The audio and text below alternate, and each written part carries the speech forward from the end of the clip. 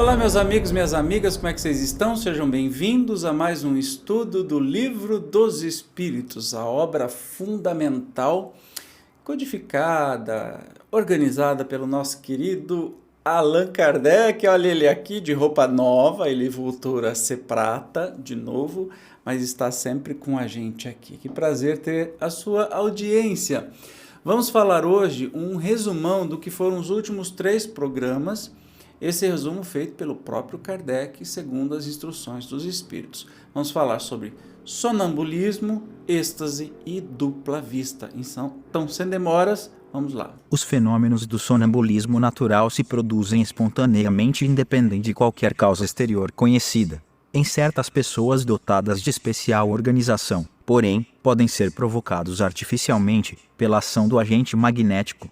O estado que se designa pelo nome de sonambulismo magnético apenas difere do sonambulismo natural em que um é provocado, enquanto o outro é espontâneo. O sonambulismo natural constitui fato notório, que ninguém mais se lembra de pôr em dúvida, não obstante o aspecto maravilhoso dos fenômenos a que dá lugar. Por que seria então mais extraordinário ou irracional o sonambulismo magnético? Lembrando aqui que nós estamos falando do sonambulismo natural e magnético, a diferença é que a pessoa dorme sozinha, o outro ela é hipnotizada, ok? Apenas por produzir-se artificialmente, como tantas outras coisas, os charlatães o exploram, dizem. Razão a mais para que não lhe seja deixado nas mãos. Quando a ciência se houver apropriado dele, muito menos crédito terão os charlatães junto às massas populares. Enquanto isso não se verifica, como o sonambulismo, natural ou artificial, é um fato, e como contra fatos não há raciocínio possível, vai ele ganhando terreno, apesar da má vontade de alguns, no seio da própria ciência, no qual penetra por uma imensidade de portinhas, em vez de entrar pela porta larga. Quando lá estiver totalmente, terão que aceitá-lo sem contestação. Para o espiritismo, o sonambulismo é mais do que um fenômeno psicológico, é uma luz projetada sobre a psicologia. É aí que se pode estudar a alma, porque é onde esta se mostra a descoberto. Ora, um dos fenômenos que a caracterizam é o da clarividência independente dos órgãos ordinários da vista. Fundam-se os que contestam este fato em que o sonâmbulo nem sempre vê, e a vontade do experimentador, como com os olhos. Será de admirar que difiram os efeitos, quando diferentes são os meios. Será racional que se pretenda obter os mesmos efeitos, quando há e quando não há o instrumento. A alma tem suas propriedades, como os olhos têm as suas. Cumpre julgá-las em si mesmas e não por analogia. De uma causa única se originam a clarividência do sonâmbulo magnético e a do sonâmbulo natural. É um atributo da alma, uma faculdade inerente a todas as partes do ser incorpóreo que existe em nós e cujos limites não são outros senão os assinados à própria alma. O sonâmbulo vê em todos os lugares em que sua alma possa transportar-se, qualquer que seja a longitude. No caso de visão à distância, o sonâmbulo não vê as coisas de onde está o seu corpo, como por meio de um telescópio vê as presentes, como se achasse no lugar onde elas existem, porque sua alma, em realidade, lá está. Por isso é que seu corpo fica como que aniquilado e privado de sensação, até que a alma volte a habitá-lo novamente. Essa separação parcial da alma e do corpo constitui um estado anormal, suscetível de duração mais ou menos longa, porém não indefinida. Daí a fadiga que o corpo experimenta após certo tempo, mormente quando aquela se entrega a um trabalho ativo. Nós estamos falando sempre do sonambulismo por enquanto. A vista da alma ou do espírito não é circunscrita e não tem sede determinada. Eis porque os sonâmbulos não lhe podem marcar o órgão especial. Veem porque veem, sem saberem o motivo nem o modo, uma vez que, para eles, na condição de espíritos, a vista carece de foco próprio. Se reportam ao corpo, esse foco lhes parece estar nos centros em que maior é a atividade vital, principalmente no cérebro, na região do epigastrio, ou no órgão que considerem o ponto de ligação mais forte entre o espírito e o corpo. O poder da lucidez sonambúlica não é ilimitado. O espírito, mesmo quando completamente livre, tem restringido seus conhecimentos e faculdades, conforme o grau de perfeição que haja alcançado. Ainda mais restringidos os tem quando ligado à matéria, a cuja influência está sujeito a que motiva não ser universal, nem infalível, a clarividência sonambúlica. E tanto menos se pode contar com a sua infalibilidade, quanto mais desviada seja do fim visado pela natureza e transformada em objeto de curiosidade e de experimentação. No estado de desprendimento em que fica colocado, o espírito do sonâmbulo entra em comunicação mais fácil com os outros espíritos encarnados ou não encarnados, comunicação que se estabelece pelo contato dos fluidos que compõem os perispíritos e servem de transmissão ao pensamento, como um fio elétrico. O sonâmbulo não precisa, portanto, que se lhe exprimam os pensamentos por meio da palavra articulada. Ele os sente e adivinha. É o que o torna eminentemente impressionável e sujeito às influências da atmosfera moral que o envolva. Essa também é a razão por que uma assistência muito numerosa e a presença de curiosos mais ou menos malevolentes lhe prejudicam de modo essencial o desenvolvimento das faculdades que, por assim dizer, se contraem, só se desdobrando com toda a liberdade num meio íntimo ou simpático. A presença de pessoas mal intencionadas ou antipáticas lhe produz efeito idêntico ao do contato da mão na sensitiva. Olha, eu não estou nem parando porque esse resumo é muito interessante e ele por si só está explicando tudo que a gente estudou nos últimos capítulos, mas interessante, nos últimos episódios, o interessante é que sempre diz a presença de pessoas mal intencionadas ou antipáticas produz um efeito deletério. É por essa razão que as sessões mediúnicas não são abertas ao público no sentido de espetáculo. É aberto a todo mundo que quer lá estudar e participar e se desenvolver estudando, né? Mas não como se fosse uma palestra pública, por exemplo. Entendeu? Quais os motivos? Mas vamos continuar vendo sobre o sonambulismo. O sonâmbulo vê ao mesmo tempo seu próprio espírito e o seu corpo, os quais constituem, por assim dizer, dois seres que lhe representam a dupla existência corpórea e espiritual, existências que, entretanto, se confundem, mediante os laços que as unem. Nem sempre o sonâmbulo se apercebe de tal situação e essa dualidade faz que muitas vezes fale de si, como se falasse de outra pessoa. É que ora é um ser corpóreo que fala ao ser espiritual, ora é este que fala aquele. Em cada uma de suas existências corporais, o espírito adquire um acréscimo de conhecimentos e de experiência. Esquece-os parcialmente, quando encarnado em matéria por demais grosseira, porém, dele se recorda como espírito. Assim é que certos sonambulos revelam conhecimentos acima do grau da instrução que possuem e mesmo superiores às suas aparentes capacidades intelectuais. Portanto, da inferioridade intelectual e científica do sonâmbulo, quando desperto, nada se pode inferir com relação aos conhecimentos que porventura revele no estado de lucidez. Conforme as circunstâncias e o fim que se tenha em vista, ele os pode aurir da sua própria experiência, da sua clarividência relativa às coisas presentes, ou dos conselhos que receba de outros espíritos, podendo seu próprio espírito ser mais ou menos adiantado. Possível lhe é dizer coisas mais, ou menos certas, pelos fenômenos do sonambulismo, quer natural, quer magnético. A providência nos dá a prova irrecusável da existência e da independência da alma e nos faz assistir ao sublime espetáculo da sua emancipação. Abre-nos, dessa maneira, o livro do nosso destino.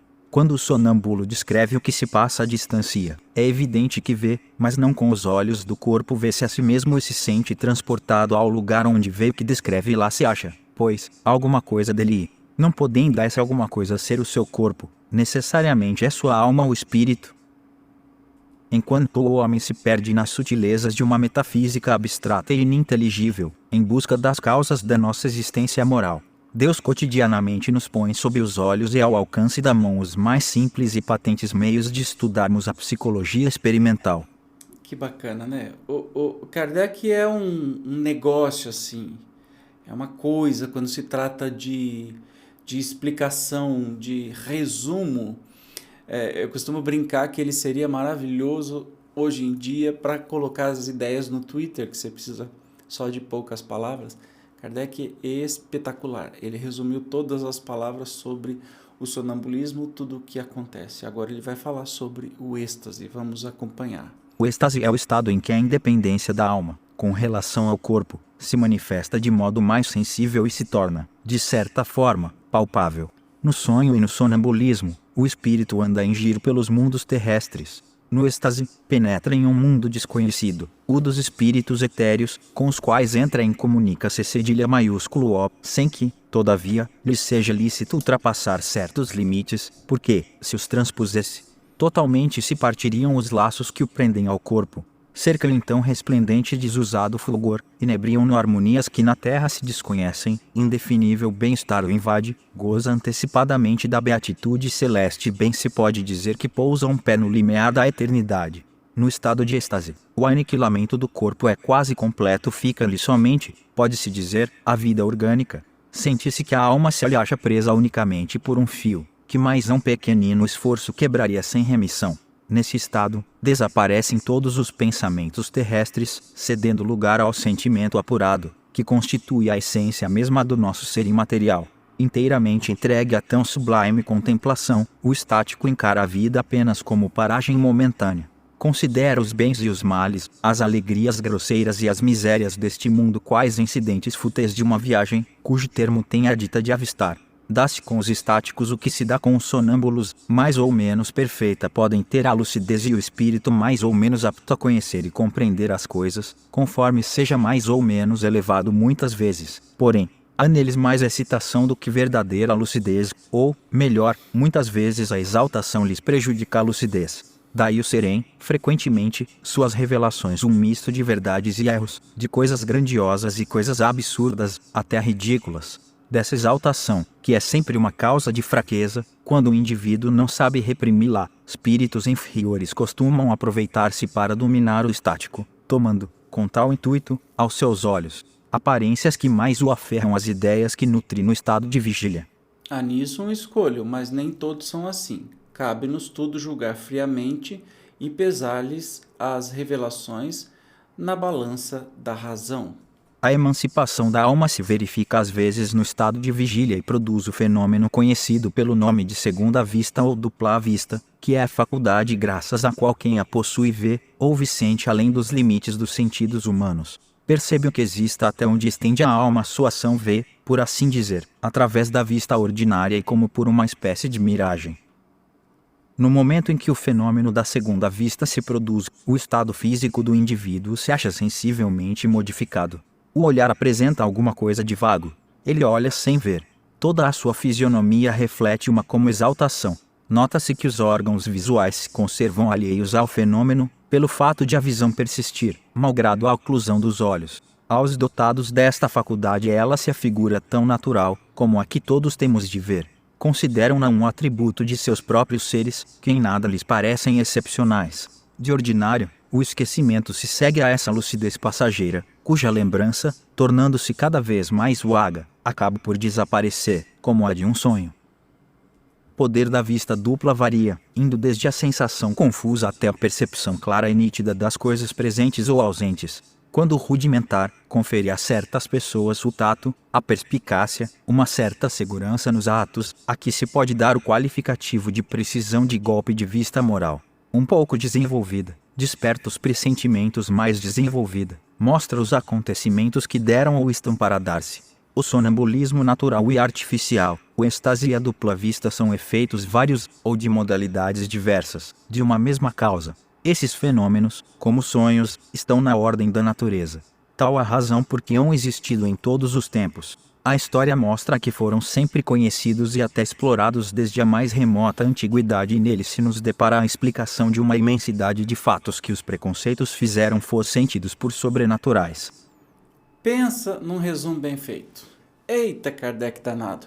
Então, a gente há de concluir, não dá para explicar nada em cima desta destrinchado e explicado, né? Então, nós temos os sonhos, para começo de conversa, que é a emancipação da alma. Tudo isso é emancipação da alma, ou seja, quando a gente dorme, a gente está sonambúlico, ou alguma coisa assim, ou está num estado um pouco alterado, como no caso da dupla vista, o nosso espírito viaja. E daí ele enxerga mais ou menos coisas. Então nós temos os sonhos, depois o sonambulismo, que pode ser provocado ou natural, depois o êxtase, que é um sonambulismo mais aprofundado, em que o espírito, não querendo voltar para o seu corpo físico, ele pode sim morrer fisicamente, perder a vida, né? E temos a dupla vista, que é quase como se eu estivesse aqui, de repente eu fico quietinho e estou olhando, eu estou enxergando outras coisas porque o meu espírito está em outros lugares.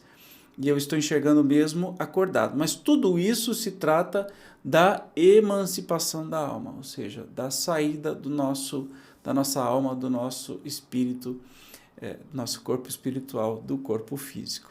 Legal, né? Eu acho que não ficou dúvida nenhuma depois dessa explicação magnífica aí do nosso querido Kardec. Espero que você tenha gostado. Se sobrar dúvidas, coloque aí nos comentários, tá bom?